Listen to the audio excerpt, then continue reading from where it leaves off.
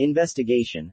How people with dreadlocks are discriminated. Sunday, December 3, 2023.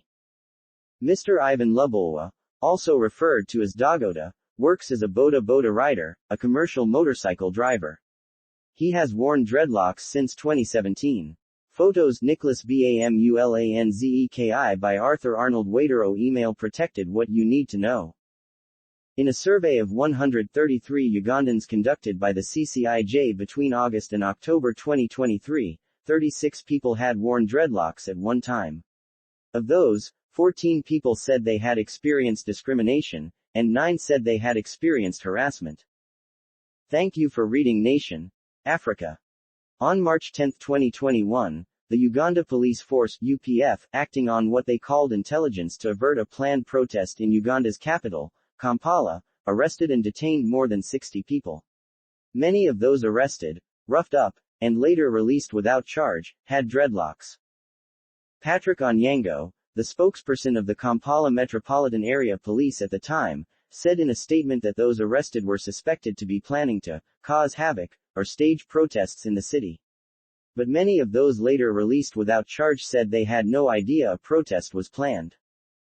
In December 2020, police arrested Bukani Ali, also known as Nubian Lee. The musician and opposition supporter was held on Kalangala, an island in Lake Victoria, for months. After his release, he said his dreadlocks were forcibly cut off. And in 2018, police swept through Kampala to arrest 400 people accused of theft and other crimes, and later through Kisini, a site with many informal settlements, where they arrested more than 300 people labeled as thugs. A year later, another sweep led to the arrest of 400 more people. Police spokesman Onyango said at the time they would need to screen those arrested before they would appear in court. Critics said the widespread arrests included some people with dreadlocks who were simply in the wrong place. The Center for Collaborative Investigative Journalism, CCIJ, found that many people, especially men, in Uganda fear police targeting them for their dreadlocks, or other forms of discrimination, such as being denied jobs or opportunities. There are several cases of people wearing dreadlocks reporting being arrested without charges, simply due to being present near a political protest and having dreadlocks, or seen as affiliated with drugs and criminality in urban centers. Others say they were denied job opportunities unless they changed their hairstyle, and in some cases people were forced to cut their hair either by police during a detention, from attacks motivated by hatred, or under pressure from institutions denying them service. They call us drug addicts and crooks, said Patrick Bavumula, who wears dreadlocks. We have been segregated to the extent of being denied jobs because of how we look. Challenges of proving targeting occurs. It's difficult to prove a person was unfairly arrested directly linked to having dreadlocks. The hairstyle is rarely referenced in police statements, and when people are held, roughed up and released, there is little documentation to prove why or what happened. In searches for the words, dreads, or dreadlocks, on the Uganda Police Force announcements, Uganda's Media Center, or the Judiciary of Uganda, no results came up. 3 police sources from different parts of Kampala told the CCIJ they couldn't comment publicly due to fearing for their jobs. However, they said such targeting does exist. They declined to provide documentation to prove people were held and released without charges. Many people with dreadlocks say they fear police target them and associate their hairstyle with criminal behavior or opposition support. Collecting comprehensive and accurate data on the experiences of individuals with dreadlocks is inherently challenging, as it not only depends on self-reporting, which may be subject to underreporting or bias, but also involves the nuanced interpretation of personal encounters, which can vary widely in perception and reporting, making it difficult to generalize findings. In a survey of 133 Ugandans conducted by the CCIJ between August and October 2023, 36 people had worn dreadlocks at one time. Of those, 14 people said they had experienced discrimination, and 9 said they had experienced harassment. 20 people said they had been forced to change their hairstyle for a job, school or other opportunities, and 7 said they had been stopped or questioned by police at least one time. Of those who said they had been targeted by police, they most commonly reported that it happened in a public space, such as a park or street. Smakula Isa Makasa, the Secretary for Defense of the Rastafarian Community in Uganda (RCU), told the CCIJ that his office has on many occasions pushed for the release of colleagues wearing dreadlocks who were arrested as suspects, primarily because of their hairstyle. Mukasa, whose office is nestled in Kalerwe in Kawempe division of Kampala, an area with many informal settlements, high levels of poverty, and where many people with dreadlocks can be found, also said a majority of the arrests are never documented. This makes it hard to follow up for either legal redress or any other form of remedial action. Often the most they can do is informally lobby for the person's release. Patrick Onyango, the spokesperson of the Kampala Metropolitan Area Police, denied that the police specifically target people with dreadlocks. "We do not act by mere appearance of somebody. We don't arrest you because of mere appearance," he said. "There are important people in this country with dreadlocks, have you seen us arresting them?"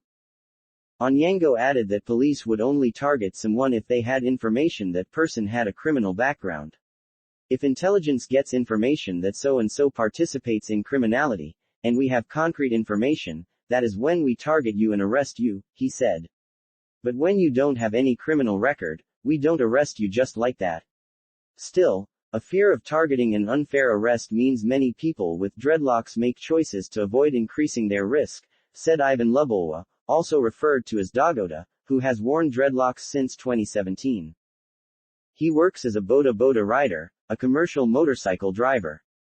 "It is dangerous for us to move at night because the moment operations are mounted by police or any other security organ, then you are the first category of people to be arrested," he said. Since he decided to grow dreadlocks, he avoids staying out past 6 p.m. "We also find it hard to fit in communities and lead comfortable lives like other persons in our own country." Uganda's legal system allows police, or even citizens, to arrest someone on a suspicion they may be about to commit a crime. A 2005 report from a U.S.-based law school International and Comparative Law Review article said, this leads to further problems because, in Uganda, arrests lead to detention, and when an arrest is made by an unqualified law enforcer, arbitrary arrests and unreasonable detentions become far too common, and in turn overwhelm the penal institutions. That report said many people can then be arrested due solely to being friends of suspects, people who were seen in the same area as a suspect prior to the crime, or even innocent bystanders. The law also requires anyone arrested to appear in court within 48 hours, but numerous human rights reports say the timeframe is often not met. The U.S. Department of State 2022 Country Report on Human Rights Practices also reported arbitrary and unjustified arrests, and said the government was reluctant to investigate, prosecute, or punish officials who committed human rights abuses or engaged in corruption, whether in the security services or elsewhere in government, and impunity, including for serious abuses, was a problem. Dogota said he decided to wear dreadlocks due to his passion for the late South African reggae artist Lucky Dube. "We had a neighbor who had Lucky Dube's portrait in his room and I liked it so much," he said. "I was 9 years old, and I could not decide for myself on whether to grow the dreadlocks because I was still young." Dogota said when he finally decided to grow dreadlocks in 2017, his mother was convinced it was a sign he was becoming connected to rogue elements in the community. "The moment she noticed my dreadlocks, she immediately got the wrong impression about me," he said. "I had to work extremely hard to disprove her and other people about me having this kind of hair."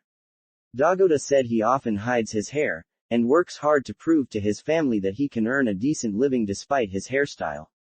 He bought his mother a 14-inch color television, something she had never owned before. "I wanted to show that even with this kind of hair, I was still a decent person like any other. Well-intentioned, the way any parent would wish his or her child to be," he said.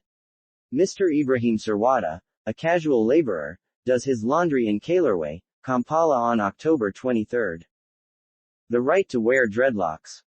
"It's not illegal to wear dreadlocks in Uganda," said Noah Muanguzi, a practicing lawyer and advocate of the court, who is based in Kampala. "People wear dreadlocks for a variety of different reasons," Muanguzi told CCIJ in an interview. "Some do so as an expression of their religious beliefs, culture or fashion, among others. All these sets of people have the right to do so and this right is protected under the law." Articles 21, 2, 29 and 37 in the Constitution protect citizens from discrimination for religious or political reasons, and protect the right to freedom and expression. A person also has the right to enjoy, profess and practice any culture, tradition, creed or religion, Mulanguzi said, according to Article 37. In view of the above articles of the Constitution of Uganda, a person has the right to wear dreadlocks. There is no known law under the laws of Uganda that impedes that right. The Universal Declaration of Human Rights also articulates similar protections of religion and freedom of expression, and Uganda has also ratified many United Nations treaties agreeing to protect human rights. But the right to have the hairstyle does not mean discrimination does not happen.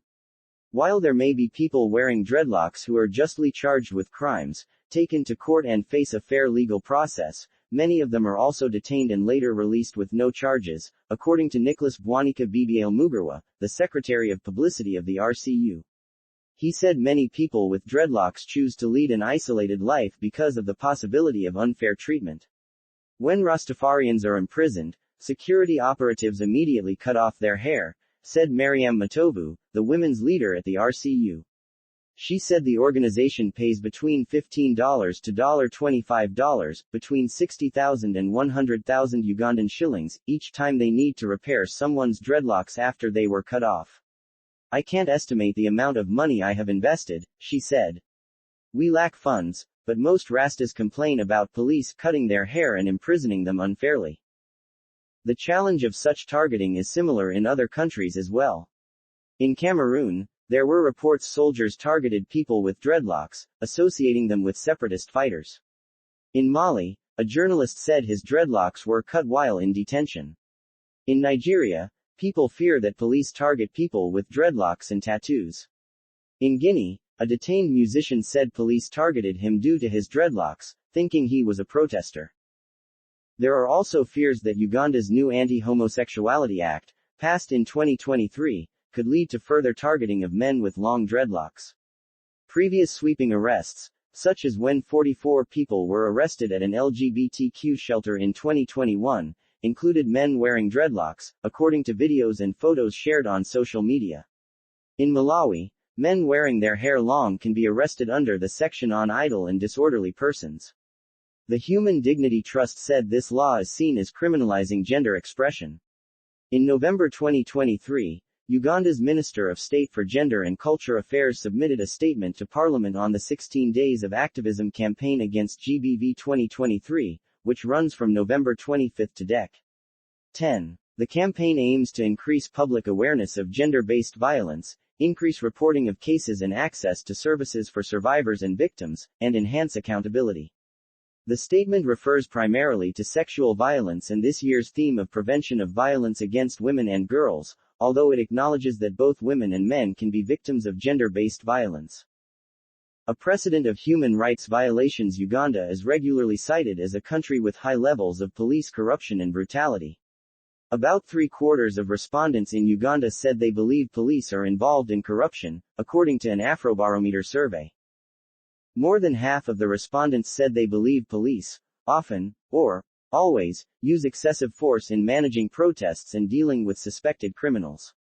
Amnesty International has referenced cases of arbitrary arrests during political protests and in the lead-up to elections, during protests against the cost of living, and targeting specific groups such as the LGBTI community. The Uganda Human Rights Commission has repeatedly raised concerns about police brutality and other human rights abuses. 2 Facebook groups document police brutality in Uganda with videos or photos of people being beaten or injured by Uganda police or security forces. In February 2023, the government announced the Office of the United Nations High Commissioner for Human Rights (OHCHR) in Kampala would be closed after its contract ended. A February letter sent from Uganda's Ministry of Foreign Affairs to the OHCHR said that it was no longer needed due to the prevailing peace throughout the country, coupled with strong national human rights institutions and a vibrant civil society, with capacity to monitor the promotion and protection of human rights. Police spokesman Onyango said it may be that people feel targeted even when the police adhere to proper procedure. If we are carrying out an operation, and you are with dreadlocks or not, we get you taking marijuana, or engaging in any crime, definitely we can't say because you have dreadlocks we can't arrest you, he said. So it is their perception that they have been targeted. Smoking marijuana remains illegal in Uganda, despite media reports that a Supreme Court decision had loosened the restrictions. The new Narcotics and Psychotropic Substances Control Bill, passed in August 2023, allows for the production of marijuana for medical use, and enforces strict regulations related to substance abuse. Amid discussions of police brutality, people with dreadlocks are a minority among other groups that report targeting, such as activists or opposition supporters. Because they are few, when they are arrested, they think they are being targeted, they want favors, Onyango said. You know, when you are lonely in a family, when you are the only one, you want to believe that anything that is done to you is wrong, that they are now targeting you. This report was produced by the Center for Collaborative Investigative Journalism, CCIJ, a nonprofit organization that brings together investigative reporters, visual storytellers and data scientists to investigate key global issues affecting underserved communities. This investigation was produced with the support of the National Endowment for Democracy. _Monitor. Empower Uganda.